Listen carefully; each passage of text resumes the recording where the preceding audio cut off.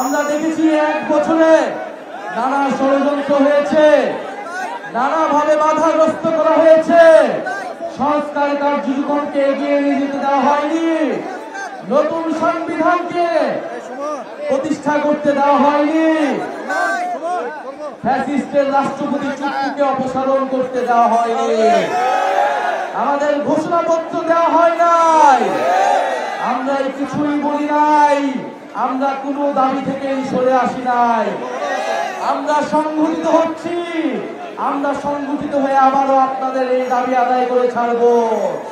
প্রিয় নরসিংদীবাসী, আপনারা জানেন যে এই নরসিংদীতে যে গণ অভ্যুত্থান হয়েছিল, এই গণ অভ্যুত্থানের দাবির প্রেক্ষিতে সারা বাংলাদেশের মানুষ নেমে এসেছিল।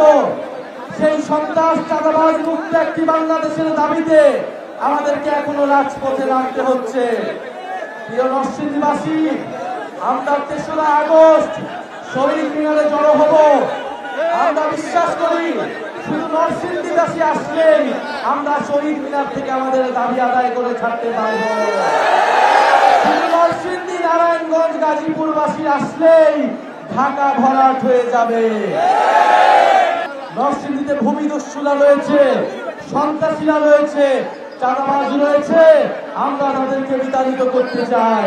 সারা বাংলাদেশে জুলাই পদযাত্রা যেভাবে সফল হয়েছে, যেভাবে জনস্রোত নেমে এসেছে, নানা ষড়যন্ত্র, নানা হামলা আক্রমণের মাধ্যমে আমাদেরকে বাধা দেওয়ার চেষ্টা করেছে, কিন্তু আপনাদের জন্য, এই বিপ্লবী ছাত্র জনতার জন্য, সাধারণ মানুষের জন্য আমরা এই জুলাই পদযাত্রা সফল করতে পেরেছি।